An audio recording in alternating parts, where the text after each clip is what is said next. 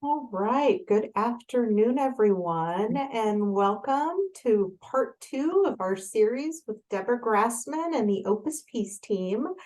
Couple of quick housekeeping items. I posted the link in the chat, both today, which is part 2, and then part 1 from last week's recordings will be posted on the Opus Peace resource page on the We Honor Veterans website. Please note we will not be sharing the slides, and today's session will not be offering CEs, even though last week's did. So if you have any remaining questions about last week, please reach out to Angie at Opus Peace. Without further ado, I would like to go ahead and hand things over. We are going to get started with the presentation, and then of course leave plenty of time at the end for a Q&A and some open discussions. I know many of you are familiar with Deborah Grassman. However, for those of you who may not be, few people have been with 10,000 dying veterans, but one VA hospice nurse has. What Deborah Grassman has witnessed is providing lessons for the rest of the world. The lessons are about a process for attaining personal peace, and ironically, these lessons have come from people who were trained for war. She discovered a phenomenon that has become identified as soul injury.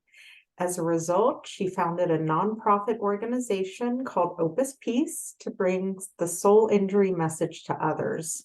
A psychiatric nurse practitioner, Deborah is the author of 2 books, Peace at Last and The Hero Within.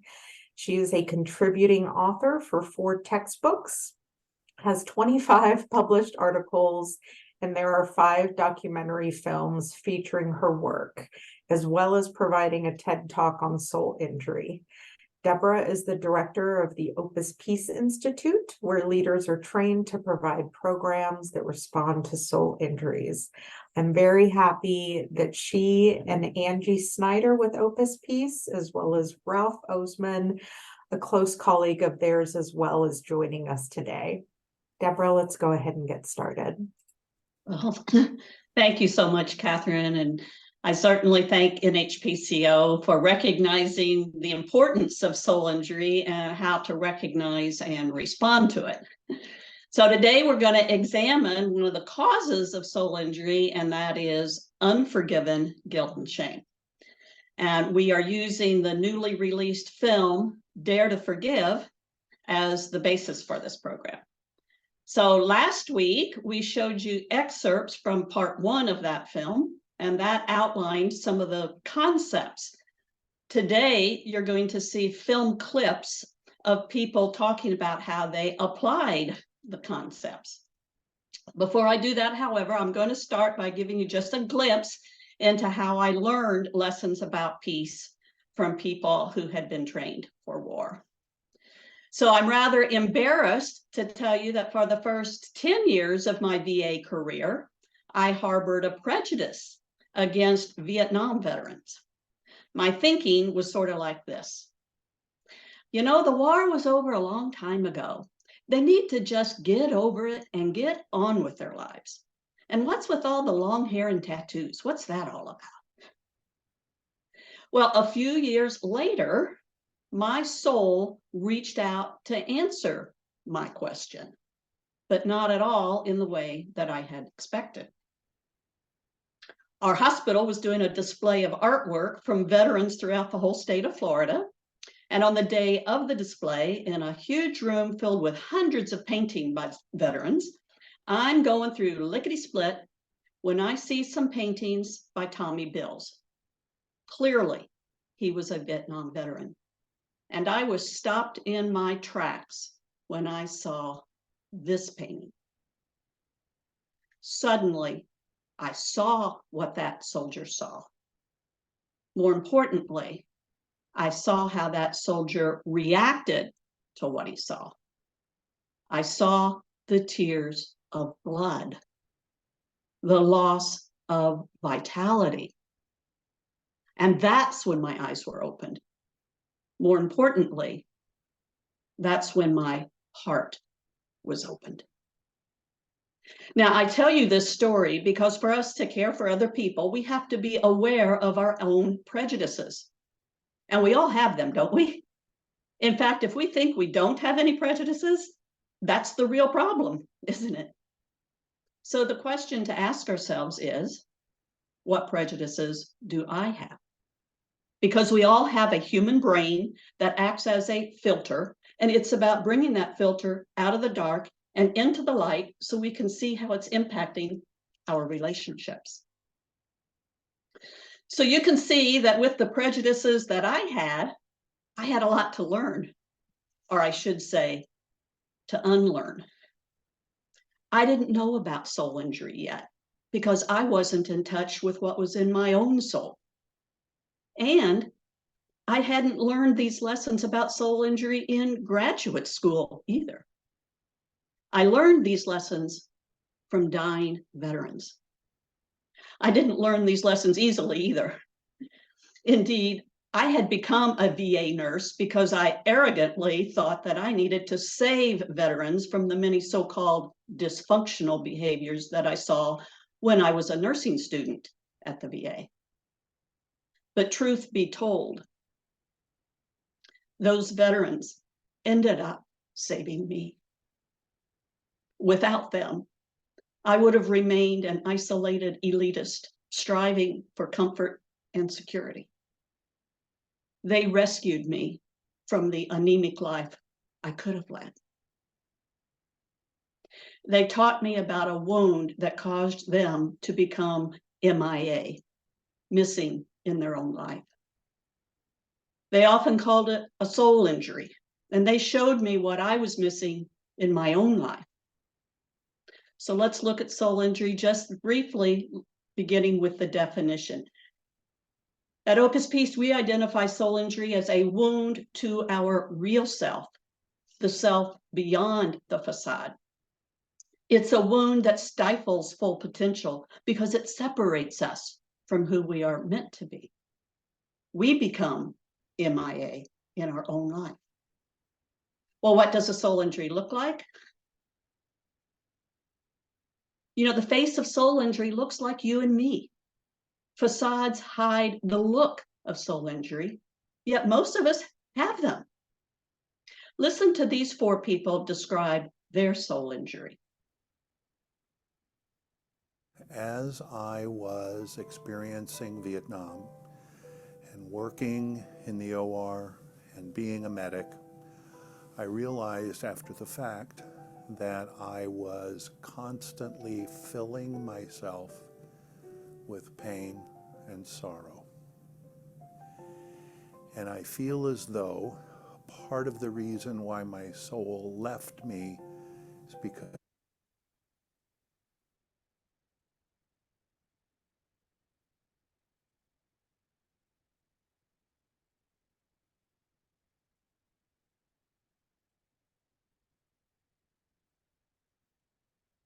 I'm sorry about that. Let me try it again.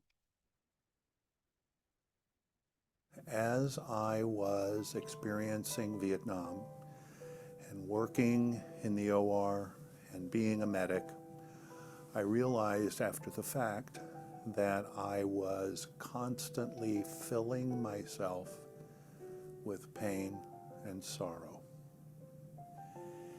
And I feel as though part of the reason why my soul left me is because Hold on, I'm not sure why that's doing that.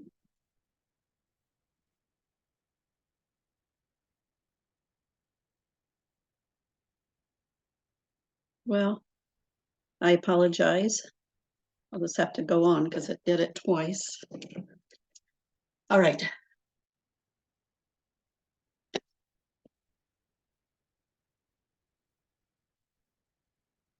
Well, anyway, you can see that soul injuries often surround the fear of not being good enough or smart enough or good looking enough, just not enough. Feeling less than is often how a soul injury is acquired. Now, you might ask, what are the causes of soul injury? Well, they're caused primarily by 3 things. unmourned loss and hurt, unforgiven guilt and shame, and fear of helplessness and loss of control. So what has to happen to release these barriers? Well, you have to move from numbing your pain to mourning your pain. You have to move from hiding your guilt to using your guilt to forgive yourself and others. You have to learn how to let go of the shame of not being good enough to releasing your fear of who you are and who you are not.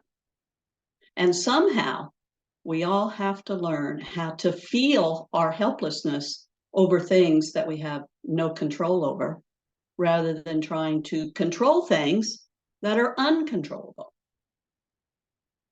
So you can see that soul injury focuses on healing the relationship that you have with yourself.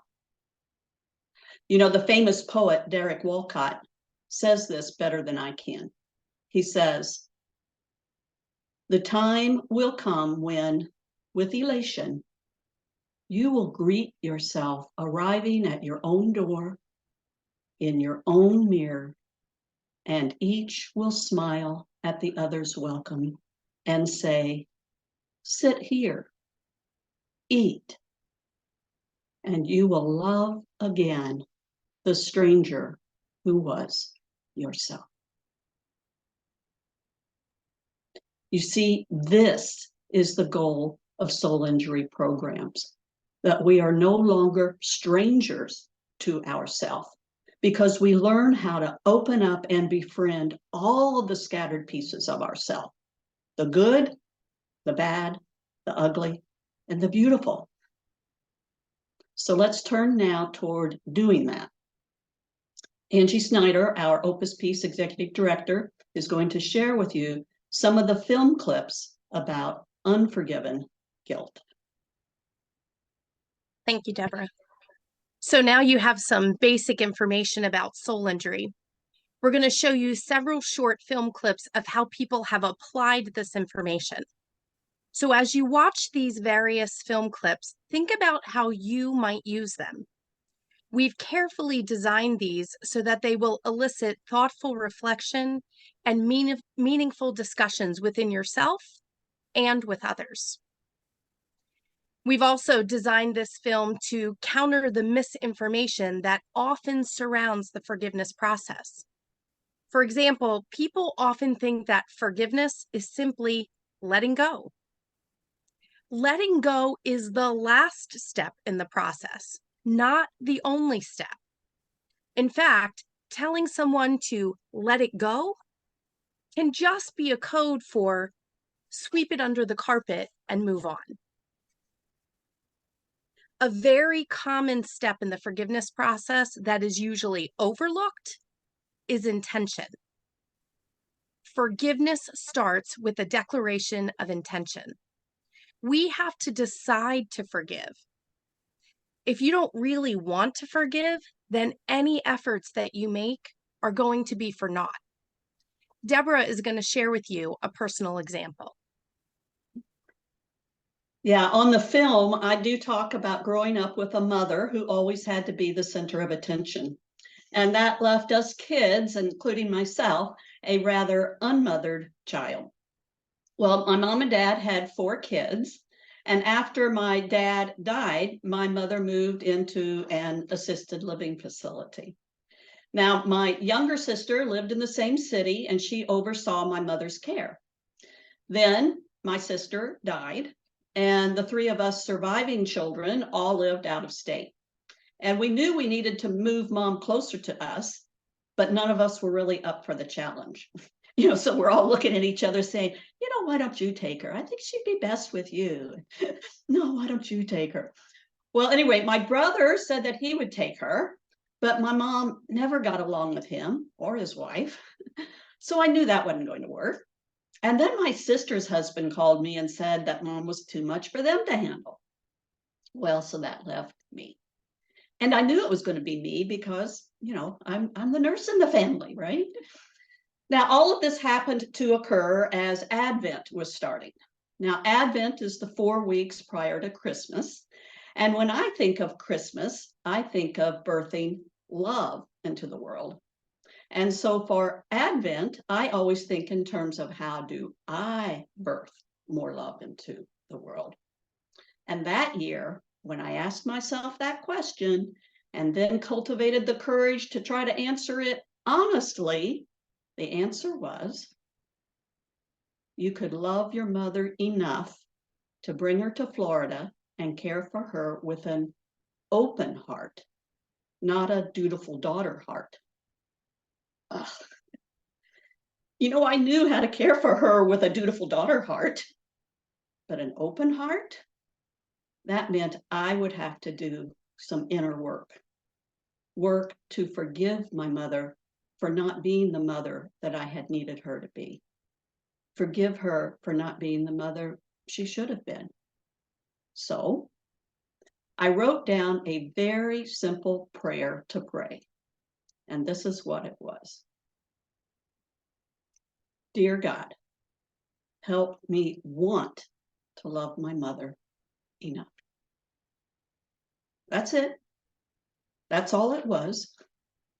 I just wanted to create an open heart. And I knew I needed help because in 55 years, I hadn't been able to do it. So I wrote that prayer on 4 little cards and I gave it to 4 of my friends to pray for me each day during Advent. And they did. Well, Christmas came and went, and there was no seemingly great breakthroughs. But in January, I went to visit my mom, and she was her usual self, spouting her cruel and abrasive remarks. But a funny thing happened. Her cruelties didn't bother me now. My heart stayed open anyway. And that's when I knew I could move her to Florida. So 2 weeks later, I had her situated in an adult living facility just a few miles from my home, and we had 2 great years together. Now, the last 8 days of her life, I moved her into my home with home hospice, and you see a picture of her with my granddaughter, and you can see how she died peacefully. And just as importantly, I was at peace. And that would not have happened if I had not made a decision to forgive. A decision that I didn't feel like doing, didn't want to do, but I knew it was in my best interest to do so. So in some ways, you might think of forgiveness as a selfish act to free yourself from the chains of anger and hurt. So I'm going to show you now a slideshow of those days together. You're going to see 4 generations under the same roof: my mother, me, my daughter-in-law, and my granddaughters. You're even going to see my mother kissing my daughter-in-law, whom my mother did not even like. In other words, you're going to see the after effects of forgiveness. And when you see quotes, those are actual quotes that my mother said.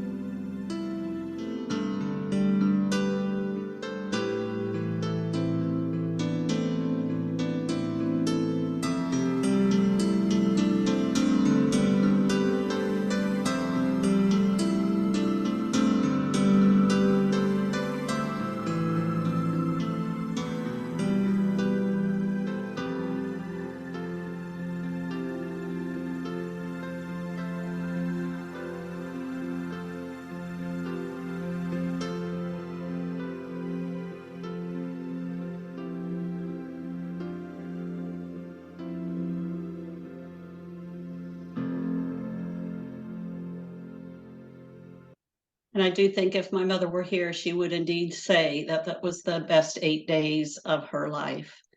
So I ask you, what if you get to the end of your life and realize that you did not love enough?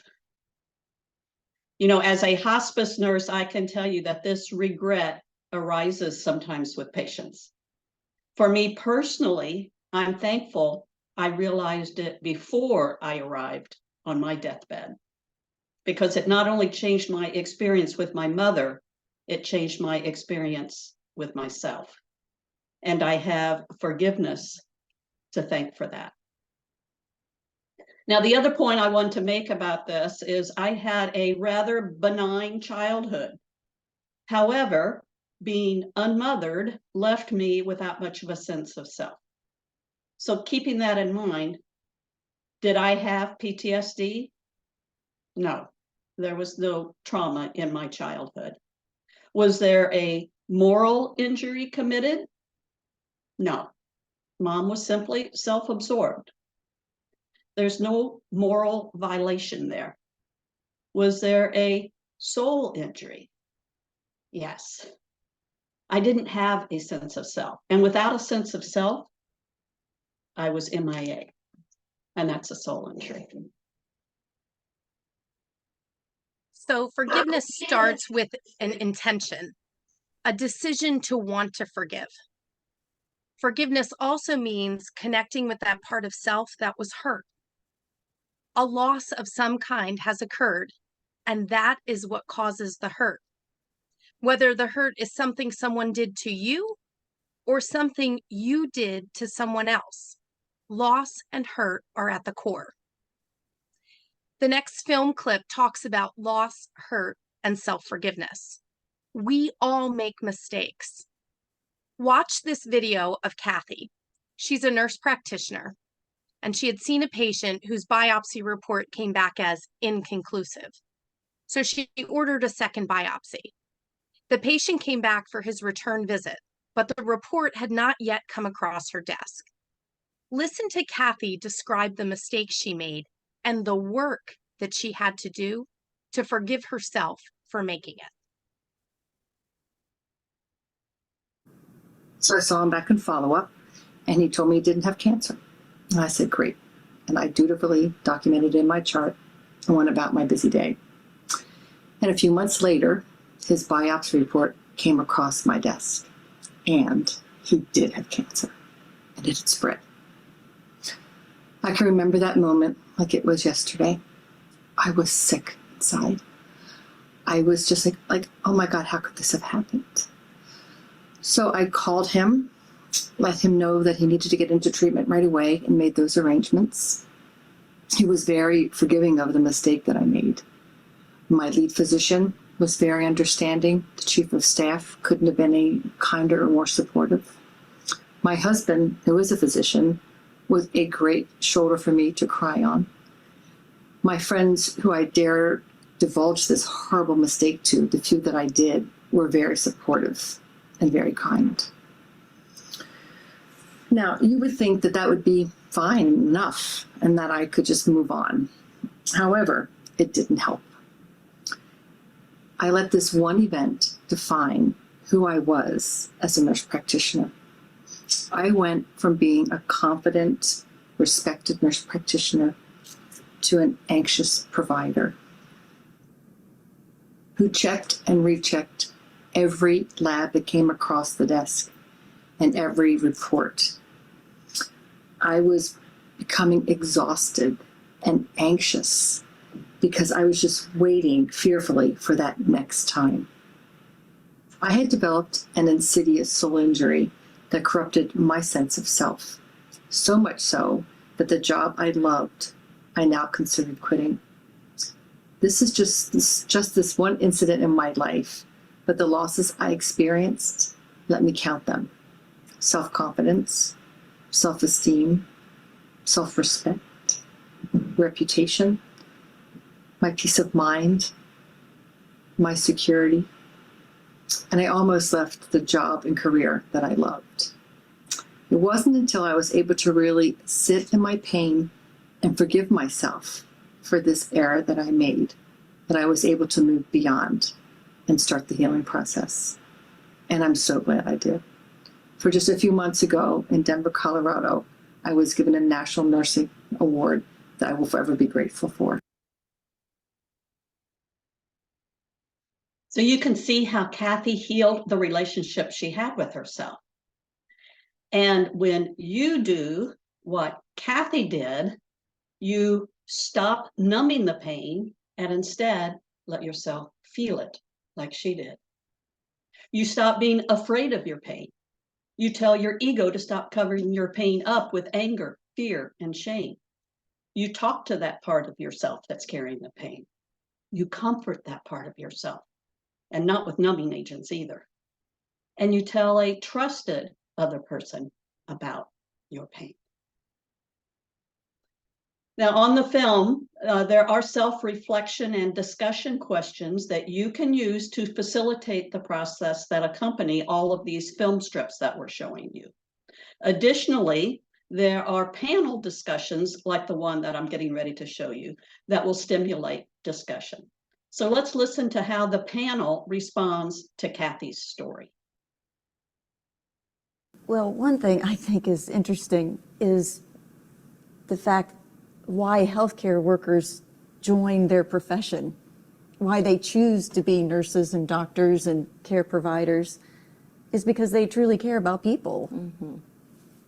And I think that sets them up for, if a mistake is made, that it hits even deeper, because their intention, their whole heart and soul is about taking care of people. So that in and of itself, if they cause an error or something that goes against their very nature.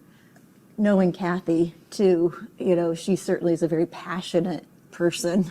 I think it's a good lesson for us all that when we make mistakes, to take a step back and to allow ourselves some time, some healing, and offer our own self some forgiveness, which I think is the hardest thing to do. I have found it's much easier to forgive those who have hurt me in some way. Oftentimes it's easier to do that than to forgive myself for either allowing it to happen or just a mistake that I've made. So being able to have the courage and the taking the time to work through that forgiveness process so that she could continue to fulfill the destiny that she was given to be a caregiver, I think is a tremendous lesson for all of us.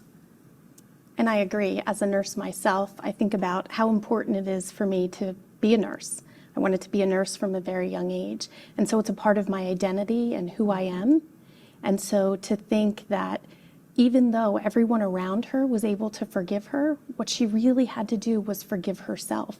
And she was considering giving up her nursing career, giving up that part of her identity, because she just couldn't find it in herself to forgive herself.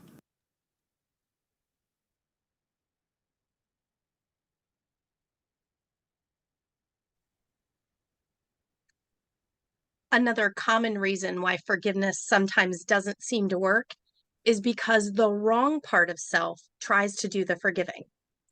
It's the part of self that was hurt that has to do the work of forgiving. Otherwise, we just sweep that part of self holding the pain under the carpet. And that's what happened with Gordon. Gordon suffered what he calls a TCI, a traumatic church injury. He was a minister who had been hired by a church to clean up an ethical scandal that the previous pastor had created. Gordon worked hard and was repeatedly told what a great job he was doing, when, without warning, he was fired, leaving him deflated and adrift. Listen to how he describes the impact it had on him. I pastored a church for a couple of years, a lot of years ago now. First job as a senior pastor, and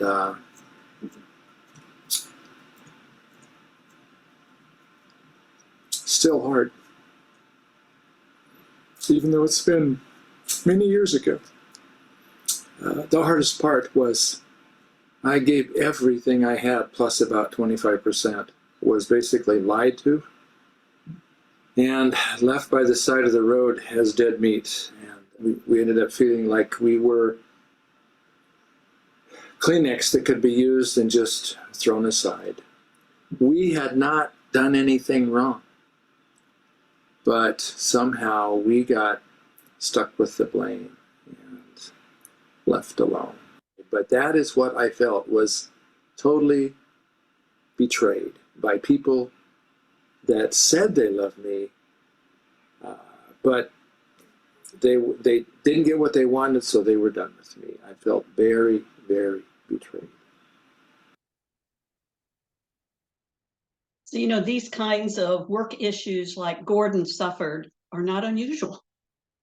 You might be surprised at how many forgiveness issues surround work problems caused by unfair administrative actions taken against an employee, or being falsely accused or made the scapegoat for a company's or a government's mistake. And that can embitter people, like you just heard. Now, Gordon says that he suffered an insidious soul injury that haunted him for years. Now, at the Soul Injury Leadership Institute, Gordon says he learned how the wrong part of self had been doing the forgiveness work. Here's what he says. I wanted to be obedient, so I forgave the church board members. Or I should say, the part of me that had not been hurt forgave them. So I shook the dust off my feet, so to speak, and got on with my life. Once again, I was gracious Gordon, willing to help wherever I could. Although I pretended otherwise, I was also gutted Gordon. Deep down, I felt broken and bruised and disconnected from who I thought I was created to be. But my Gordon facade did what he thought was his job. Hurry up and forgive and get on with life. Pastor Gordon was able to do this because he was not really feeling most of the pain. I didn't want to be gutted, so I ignored that scattered piece of hurt self, pushed it into unconsciousness. Little did I realize that the part of me that had been gutted was the part that had the authority to forgive.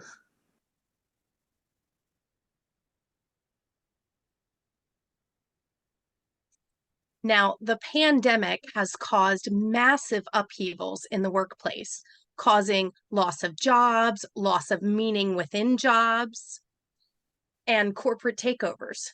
Soul injuries are rampant among the workforce now. So you can see how this film clip could be used to address some of the post-pandemic chaos that has occurred. Now, we haven't yet defined forgiveness, so let's do that now. Oprah offers a definition of forgiveness that unearthed everything that I thought that I knew about the subject. On her TV show, she said that forgiveness is giving up the hope that the past can be any different than what it was. Now, when I first heard this definition, I kept repeating it in my mind. Giving up the hope that the past can be any different than what it was. I resisted it. Then I started arguing with it. You know, giving up hope? You can't give up hope. But the more I argued, the more convinced I became that I was wrong. I started to realize that living this definition allows us to move out of illusions and denials about our past. And although we cannot change our past, we can change our relationship to our past. And forgiveness is the key for how to do that. Now, this next film clip provides a glimpse of how to do that. You're going to meet Robin. Rob is a veteran who was referred to me when he was struggling with treatments for his cancer. He felt depressed, anxious, and at odds with himself. His whole life had been interrupted right at the height of his life. Now, I met with him intermittently, and I discovered an insidious soul injury caused by growing up in foster families. His unstable childhood impacted his current experience of having an unstable, serious illness. So I asked him to consider using therapeutic letter writing to help him deal with the guilt and the anxiety that he was experiencing. So let's listen to what Rob has to say about doing that. She discovered, foster homes, the lack of stability, how it affected me, and how it kept me from being able to voice my true feelings, my true self. She had me write a letter from Robbie to Rob, to the adult. And I didn't give it much credence at the time. I really wanted help, and if she thought that would help, I would give it a try. It was incredibly difficult. Spent a lot of evenings sitting in front of a blank page. And then I just didn't worry about sentence structure. I didn't worry about tears. I didn't worry about anger. And believe me, all of that came out. All of that exploded once I allowed myself to start writing. And I wrote a letter from Robbie to Robin, and a lot of it was why. Why did this happen? Why didn't I know who my mother was? Why couldn't my father care for me? Why was I always alone? Why? And a lot of anger. And like I said, it was a lot of tears and a lot of anger, and it was very cleansing, I think. And I'm sure part of that was cancer built on top of the fear. But it came out, and I semi-reluctantly presented it to her, and she read it and didn't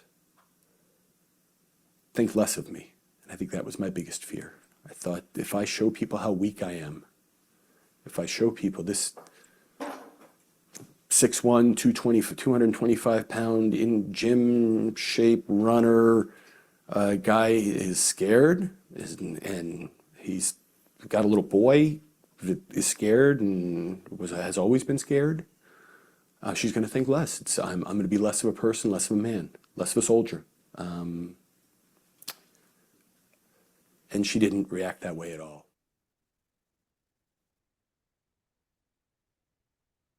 You can see how letter writing helped Robin. There is research about that. Bessel van der Kolk, who is a prominent trauma expert, he wrote the book, The Body Keeps the Score.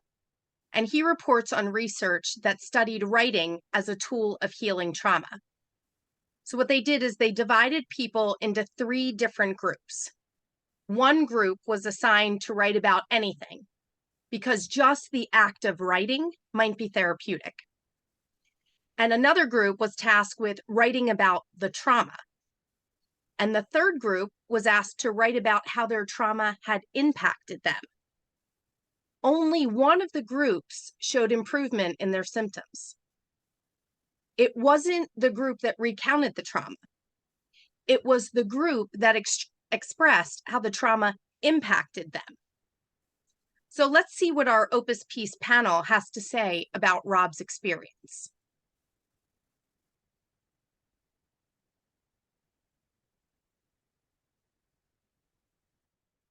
Helplessness was no stranger to Rob. Forgiveness issues with his mother, diminished self-compassion, and not knowing how to give Robbie a voice. Therapeutic letter writing seemed to be a tool that empowered him to learn how to nurture himself, to parent himself. The letter writing exercises are interesting. I remember being pretty challenged when Deborah gave me my assignment to do therapeutic letter writing. But it's interesting when I listen to Rob's story is the courage it took for him to be vulnerable, even to himself, and to allow that child to speak the feelings that he had been suffering all those years. The courage to be authentic and to get in touch with that part of himself is not easy. It's very eye-opening, I think, and really opens you up to feelings and thoughts that have probably driven a lot of your decisions and reactions to things that you've experienced in your life, but you don't know where it's coming from oftentimes. what holds people back is that when they get truthful with their self and listen to their inner voice, their soul, that what they're going to hear is something that they're ashamed of. And in Robbie's case, as he said, the little boy Robbie, being a scared little boy, that he was ashamed of that, but he allowed himself, he gave himself permission for little Robbie to talk to him so that he could give a voice to it. And so he feared that. But by facing those fears, what he found out was that he didn't have anything to be ashamed of, because it was a situation where he was helpless. So he had no control, and he didn't have to be ashamed. But he was living his life by being afraid of that shame. I'm intrigued at how letter writing can make such an impact on people's lives. I mean, really, he just suggested he just wrote. And we also know that if you can just write, he said no grammar, he wasn't worried about how, punctuation was, right? But he was just writing to be writing. And then when you add that you write what impacted you, what healing that you can have from that. And then I was struck by how this veteran was really afraid, felt shame to hand his letter to Deborah. And the courage that it took for him to do that, because of the fear of abandonment he had had all of his life. You think, oh, you're a military veteran, you can't be afraid of anything. And he was afraid of handing over a letter. So I was like really awestruck at the courage that took. And then when he saw the results of how she felt, how she embraced it, it really, again, set him free from a lot of that pain that he had. So not only did the letter writing impact him, but him having the courage to see that he wasn't always going to be abandoned. I just thought that was like a double win for him. And that letter allowed him to give little Robbie a voice. And giving little Robbie a voice then allowed Big Rob to rehome him, bring him back home, and be able to offer that nurturing self to little Robbie. Stephanie, I think that you touched on a key point. And we've all been in healthcare. There's a lot of people listening to this tape that are in healthcare. Deborah was in healthcare. And what she did was create a safe space for Robbie, and allowed him, so he had to give permission to speak that which he was afraid of. And I think it speaks to all of us that when we get involved in conversations where people need to speak things that are on their chest, things that they're ashamed of, and maybe they don't want people to know, but they've reached that place in their life where they're ready to come forth with that we become a safe space, and that we're not judgmental about what we hear from them. I think that exercise also allows you to, well, certainly it requires you to be vulnerable, but it allows you to get in touch with your authentic self. Maybe a part of yourself that you've never really sat and listened to before, but that exercise certainly gives you the method in which to become authentic and to sit and hear and listen, and then be able to get the help that you need. You can see he became honest with himself. He had the courage and the humility. Yeah, that's right. So you heard in Rob's story how shame was at the heart of his soul injury. And unfortunately, many people, including coaches and counselors, don't practice letting shame sit at our table, so to speak. But if people bring shame up and they try to talk us, oftentimes what happens is, as a counselor or as a friend or whoever, we try to talk them out of their shame. But researchers tell us not to do that. In other words, we need to prepare the table for shame's inclusion because we all have a shamer in our head. Better to bring him or her out in the open. And that means that we have to become curious about the part of ourselves that's holding that shame. We have to abide shame's presence, just like Rob did. And that's what will help us change our relationship with the part of ourselves that's holding it. You know, Bessel van der Kolk puts it like this: all parts of self are welcome. We don't say to people, don't be ashamed. We say, let's go there. Let's explore shame. Let's feel shame. Let's see what this shame stuff is all about. You see, forgiveness liberates guilt. It does not alleviate shame. Extending self-compassion to all the scattered pieces of ourselves, the good, the bad, the ugly, the beautiful, is what helps heal shame. And with children, guilt and shame often covers up helplessness, like we talked about last week extensively. Now, in this next video clip, we're going to hear from a woman who was molested from the age of 6 until the age of 10 by a close family member. Now, as an adult, guilt haunted her because she thought there were things that she could have done to have avoided the sexual assaults. What she didn't realize was that she, as a child, had been helpless, and she covered up that helplessness with overly controlling behaviors. Listen to what she says.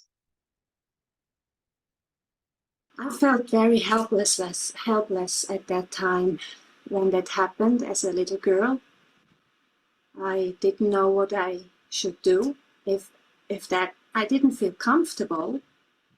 I knew something is weird, but I didn't know what it was. And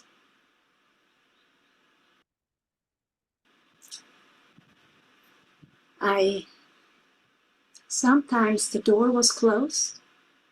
I couldn't escape.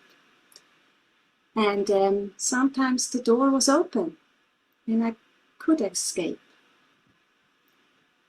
But I didn't. Because I wasn't sure if I should escape, because I didn't want to make something wrong. I actually loved that person because it was somebody very close to me. Then I was very overprotecting my kids. I was very anxious when they did something. I was always scared that something happens to them. And my husband used to say, you know, we live in a museum because I wanted to have everything neat in the house to make sure that I have control over what's going on in my house. Because when I was a child, my mother didn't realize what's going on in her house. I was very controlling, especially when they were in my age of, like, when it happened, like 6 to 10 years old. Sometimes even was almost furious when they didn't clean the way I wanted it. And I mean, that hurt them a lot, because how can they understand that their mother gets mad like this just because they haven't cleaned up the proper way? And I went up to my children and I told them the story and I apologized. And I knew I had to apologize for the right. And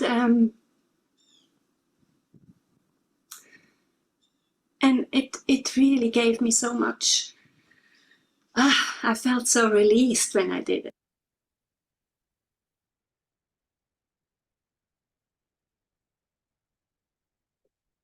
So you hear her say, I felt so released.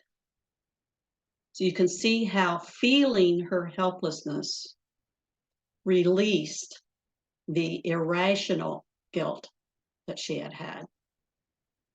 And there are 2 times in all of our lives when we do experience this kind of helplessness, you know, as we are dying and when we were children, like Sandra was talking about. You know, children are at the mercy of everyone and everything around them. And when something bad happens, a child often thinks that they are the cause, and then they feel guilty.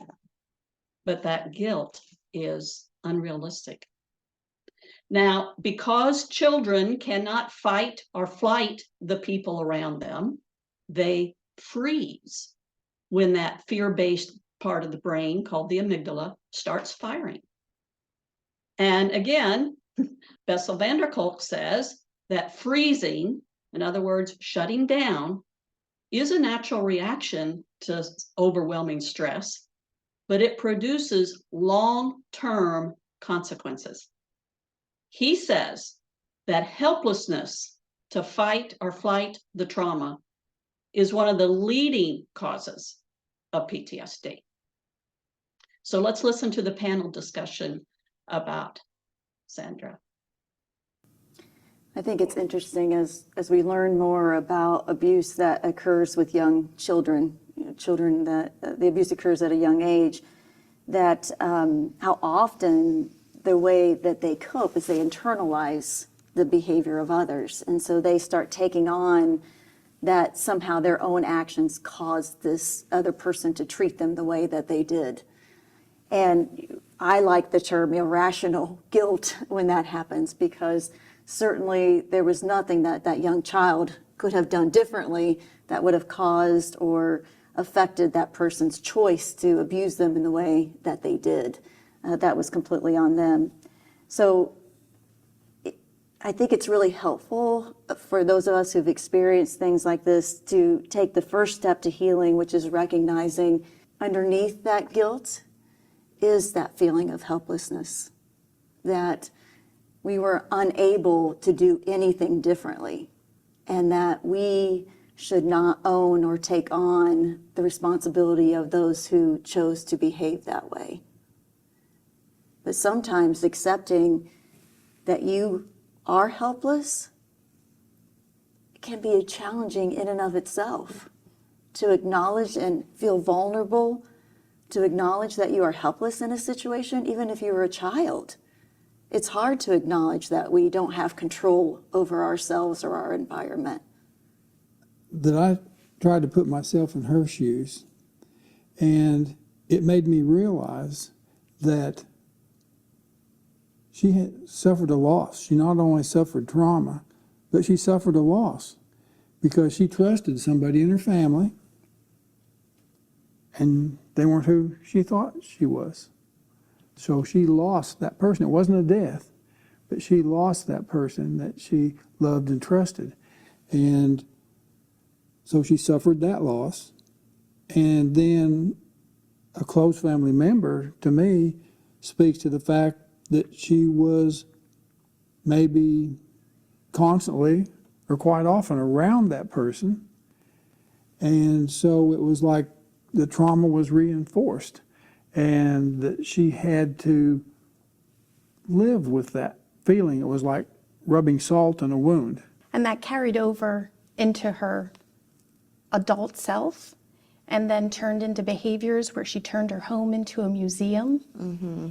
And I'm so struck by the way that she was so courageous in gathering her children together and telling them in detail what happened to her, and then apologizing for the way that she became overly controlling and how she managed their household.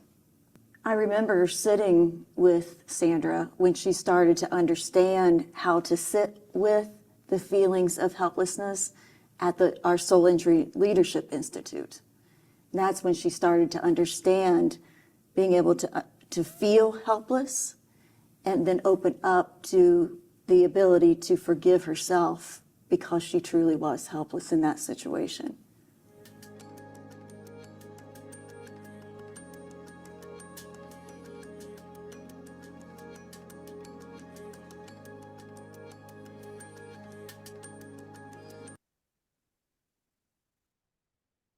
Now, as liberating as forgiveness can be, we have to be careful not to push people to do it. We have to be careful not to impose our own desire for them to do it. Otherwise, we can make them feel guilty or inadequate for not being able to do it. Our job is to create safe space so they can consider doing it. It's a decision that only they can make. Deborah has a couple of examples from her clinical practice about how to do that. Yes, on the film, I do talk about some clinical examples of facilitating forgiveness. When I asked one hospice patient if there was anything that might still be troubling him, he hesitantly said this to me. He said, "I pissed on the grave of a preacher who molested me when I was a boy." Wow. How do you respond to that? Well, there's lots of ways this can be handled, and this is what I did. The first thing I did was I said nothing for a moment. Just sat there absorbing the violence of what he had endured. I vicariously let myself experience his story in my heart, not just getting the facts in my head. Next, I recognized that his guilt was understandable because that's how children's minds think, but it wasn't rational. He had been helpless to control what had been done to him. So my job was to help him feel his helplessness rather than to use unrealistic guilt to cover it up. So I responded like this. I said, "Good. I'm glad you did that." Well, he looked at me incredulously and he said, "You're glad?" I said, "Yes, he deserved that. He violated you. Pissing on his grave was nothing compared to what he did to you." Well, the patient immediately looked relieved. And then he said this to me. He said, "Oh my gosh, I thought I was going to hell for doing that." So helping him see that he had been a victim and that angry feelings were actually appropriate brought him into the reality of what he had experienced. And that reality brought him relief. Now contrast that with another hospice patient that I saw. This patient had been part of a motorcycle gang, and he described himself as a bad boy. He said this to me. He said, "I watched lots of women get gang raped." Whoa. What do you do with that? Well, talk about staying in the moment with a non-judgmental heart. That was a struggle for me that day.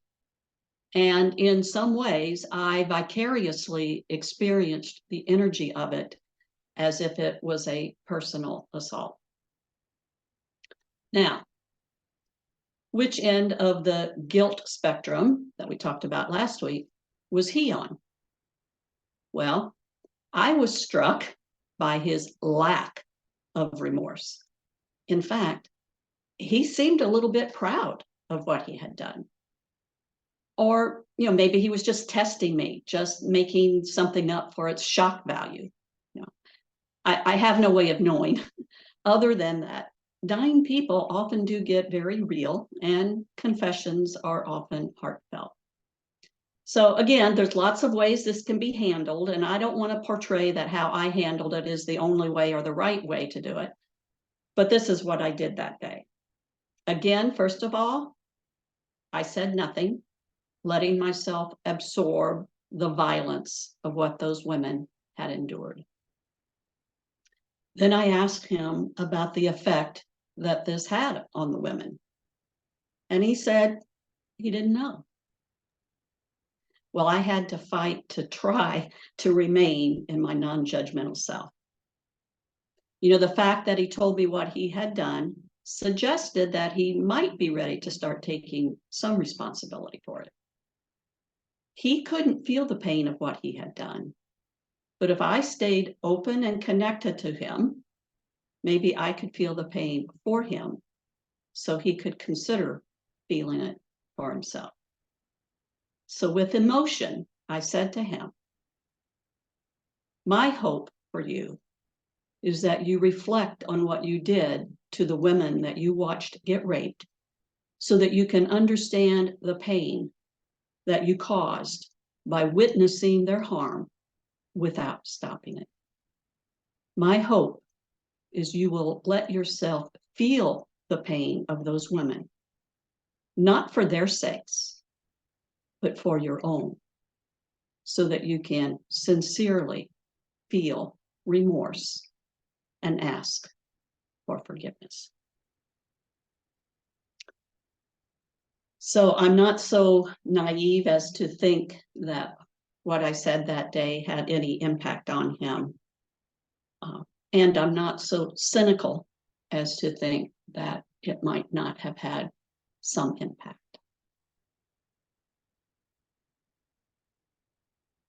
Now, there's a slideshow that comes with the film, and we found that sometimes just simply showing the slideshow opens the door to meaningful insights.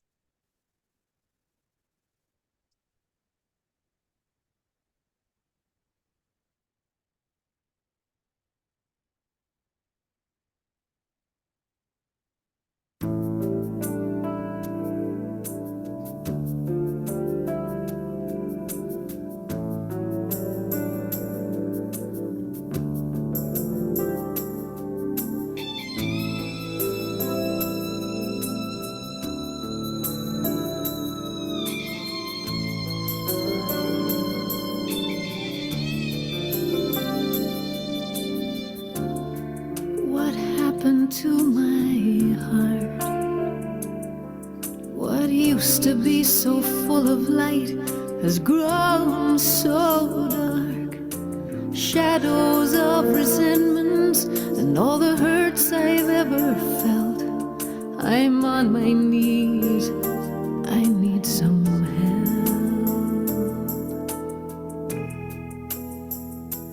Give me strength, please help this dying heart to live. Grant me power, the power to forgive.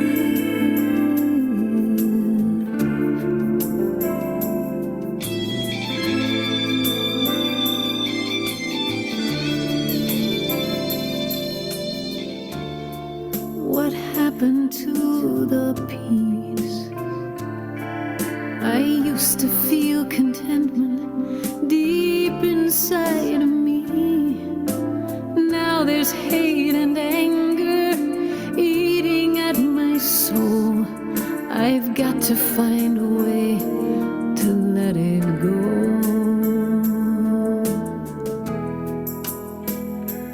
Give me strength, please help this dying heart to live. Grant me power, the power to forgive.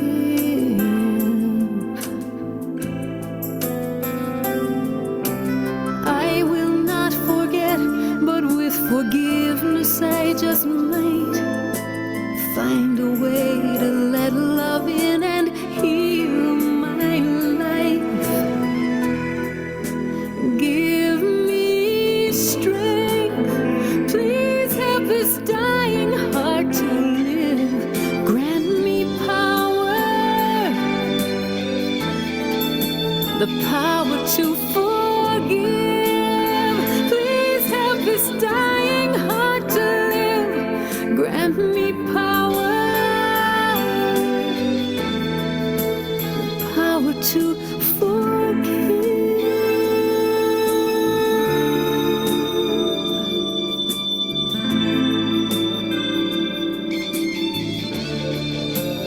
Help me forgive.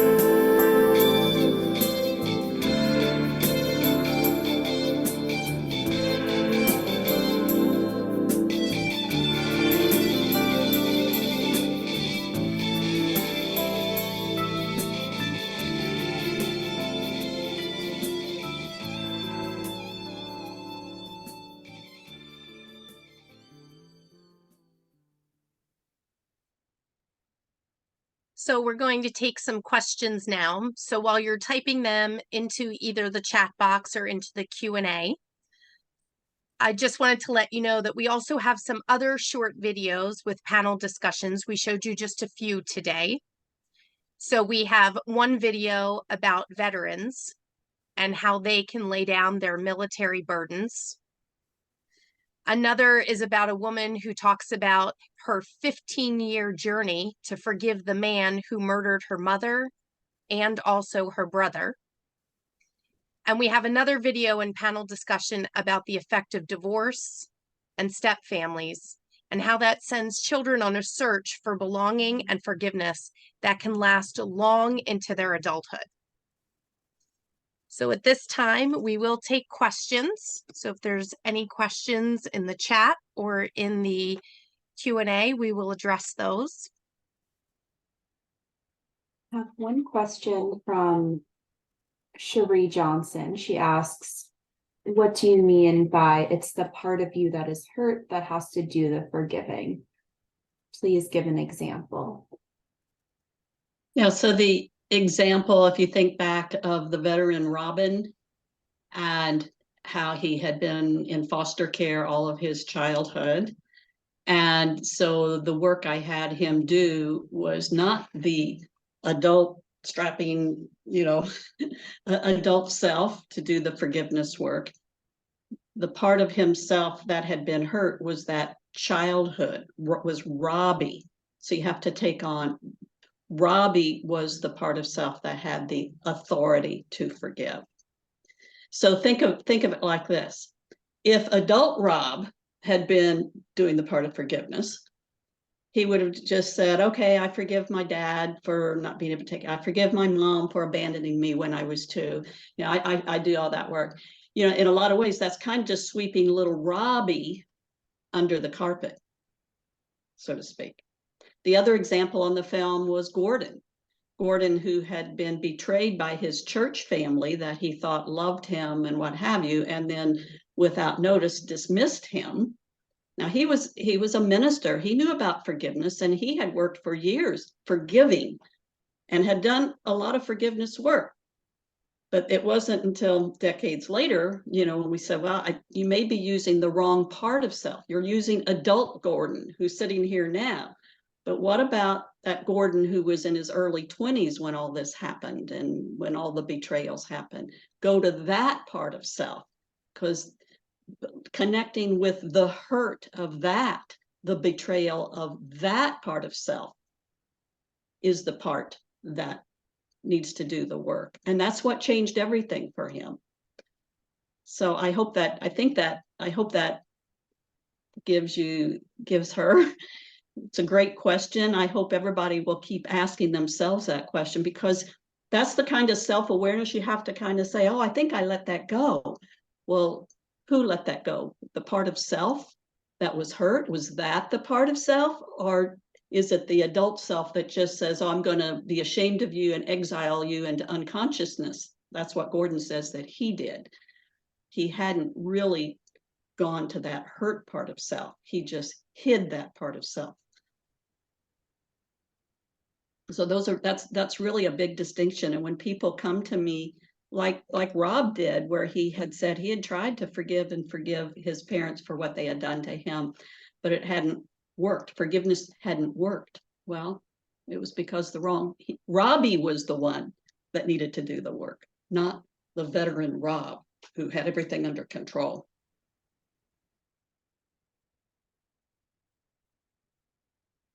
Other questions? Yeah, thank you. Cherie does say that was. Oh, I'm sorry. I think I'm echoing somewhere. Cherie said that was helpful. I think the other thing for everybody to understand is we're just showing you little excerpts from the film. Obviously, in the film, the first film's 1 hour and 15 minutes. It lays out all the concepts in a nice linear way.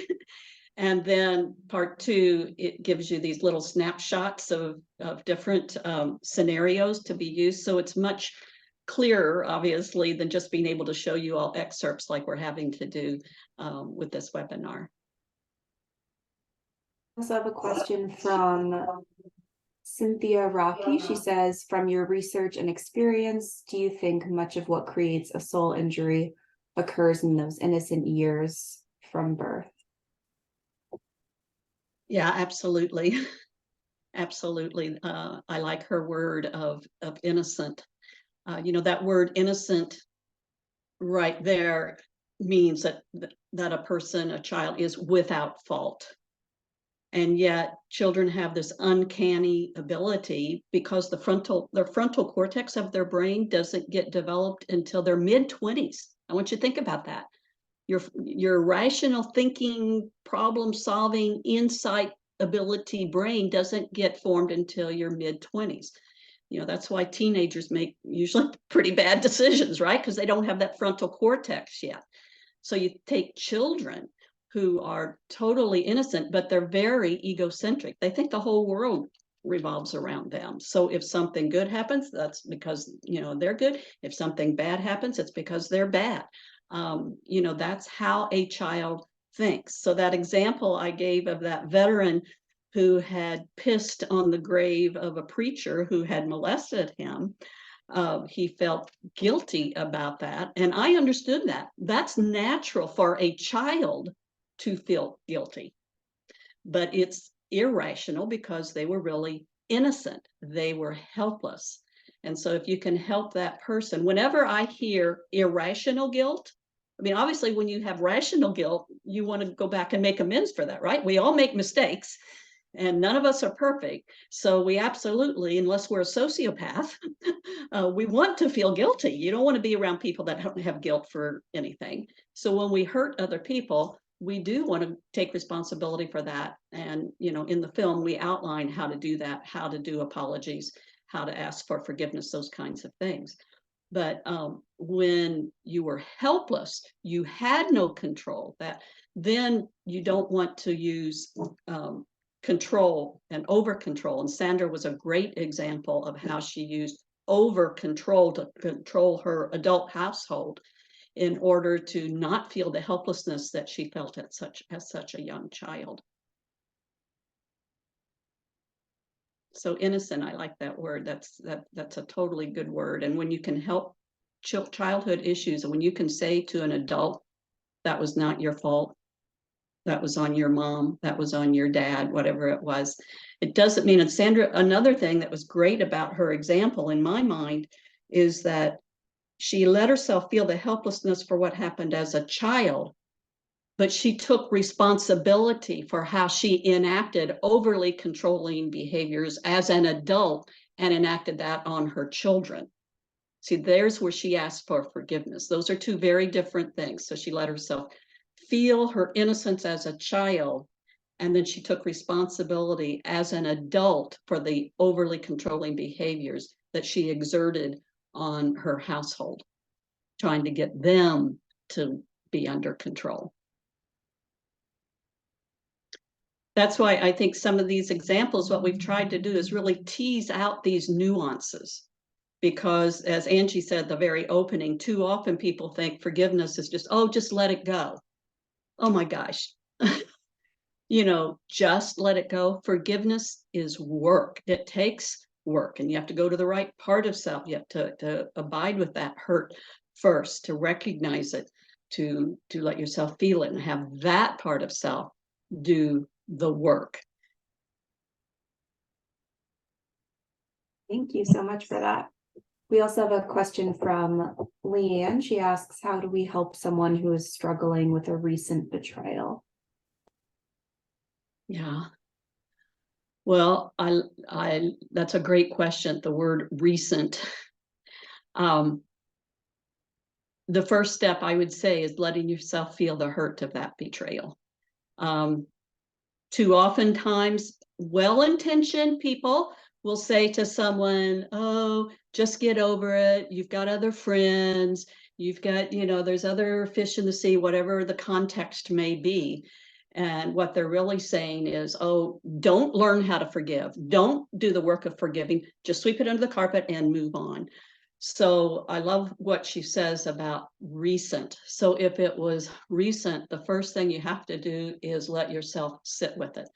And Kathy Burkhart's film clip that you saw, the nurse practitioner who had made a mistake, where she was just kind of running from that, and then she finally let herself just sit with the pain of what she had done. But it could the same way be sitting with the pain of what someone else has done to you, whichever direction it goes. But that's really the first step. The next step is giving yourself time. If it's recent, then you have to be patient. There's a certain amount of patience. Look at, me forgiving my mother. It took me 55 years to make the decision to forgive her. So, there's a timing, there's a rhythm. So I would encourage people not to rush into it too quickly, because too often when we push people to do it too soon, what we're really doing is trying to bypass the reality of the hurt of it. So that's what I would say when it's recent, being the operative word. I would say give yourself time, give yourself space, let yourself feel the hurt or feel the betrayal. And then at some point, you have to cultivate the desire to want to forgive. That's again, we started out with that example because that step, I don't hear that step being talked about very often, is cultivating the desire to want to forgive. Again, otherwise you go through all the right motions on the outside, but it doesn't really get down here. It only is in your head. Yeah, thank you. We also have an anonymous question from someone asking, they say that they're a family member who has been physically, or a family member has been physically and verbally abusing them since they were a child. This person encouraged their siblings to do the same. Given the opportunity, this would happen again. They ask, dare I even try to forgive when this person shows no remorse? Well, there's a lot of different factors that influence how easy or how hard it is to forgive. And she definitely identified one of them. When the person shows no remorse, it's a lot harder to forgive them. So number one is to recognize that. I couldn't tell from the way the question was phrased if that abusive person is still in that family's life, is still, rendering abuse, verbal or emotional, whatever it might be, on family members. Well, wow, that's a lot harder to forgive when the abuse continues on. It would be like, if someone, rapes you and they continue to rape you, and someone's trying, in the midst of all this, trying to say, oh, well, you need to forgive them. Well, no, it's still happening. I see this often with people that have PTSD. They have horrific nightmares unlike anything I've ever had.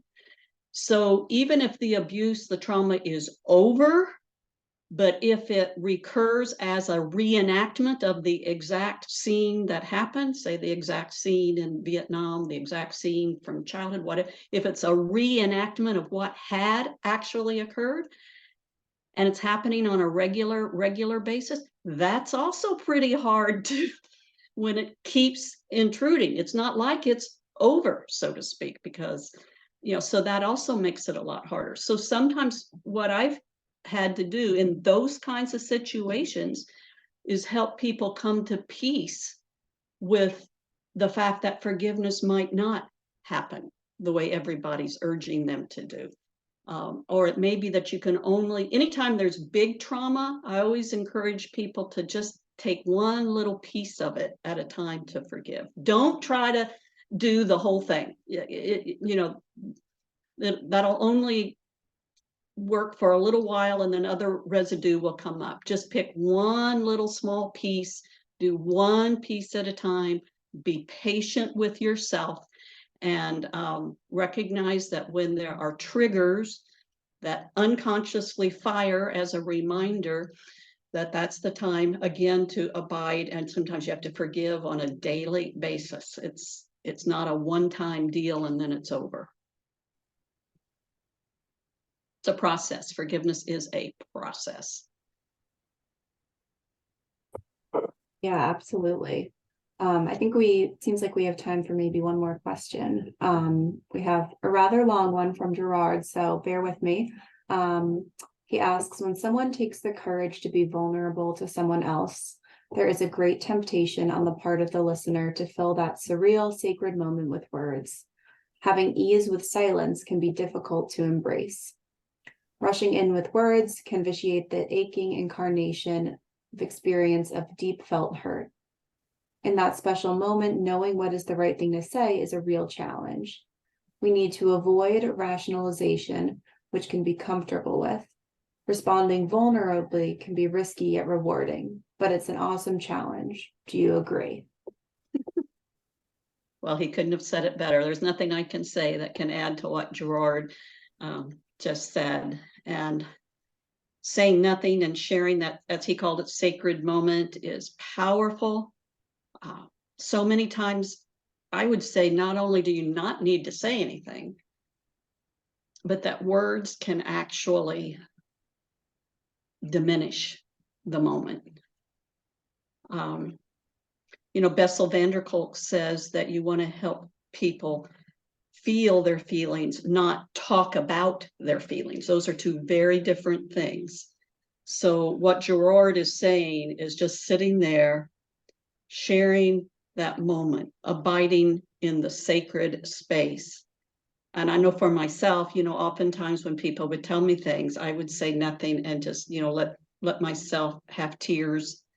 They would see the tears. And, for Stoic veterans who don't cry, they're not going to do that. Sometimes, again, just my feeling for them, what they don't or can't feel for themselves, will open the door for them and give them permission, so to speak, that safe space for them to get real with whatever they are feeling, which when you're in hospice, obviously is usually some degree of sadness in what's happening and all the losses that are being incurred.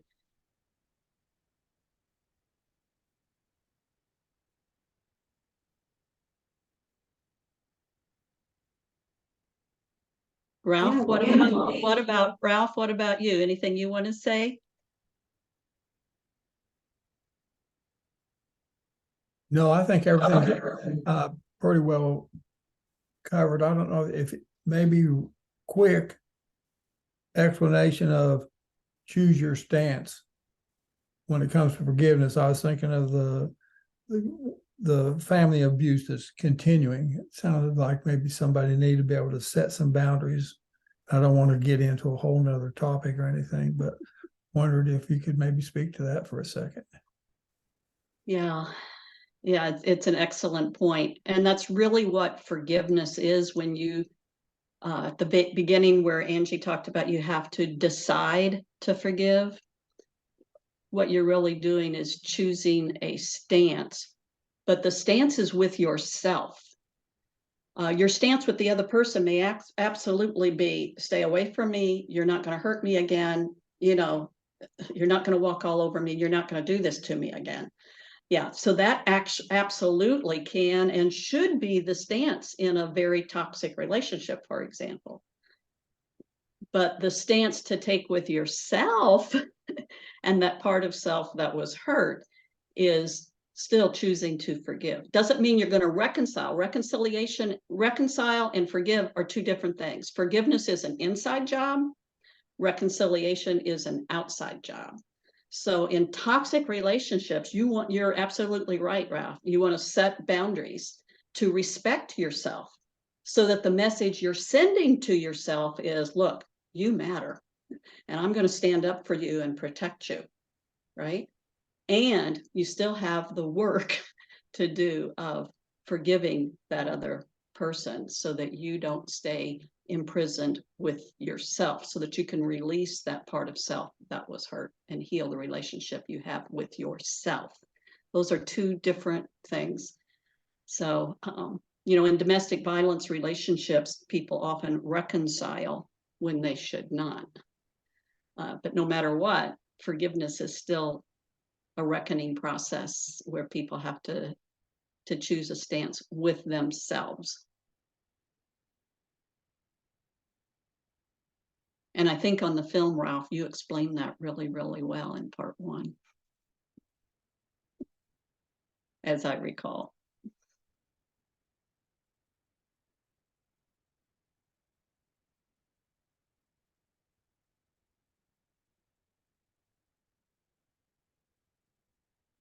All right. One of the things I would just like to say is that I'm going to leave you all with one challenge that one of my hospice veterans said. This is what he said to me. He said, I practice forgiveness now. I call it keeping my feet wiped. And he said, I keep my feet wiped on a daily basis. Then he asked me what dirt I had on my feet. And I confessed that there was some dirt that I had ignored and that I felt guilty for not having the humility to wipe it off.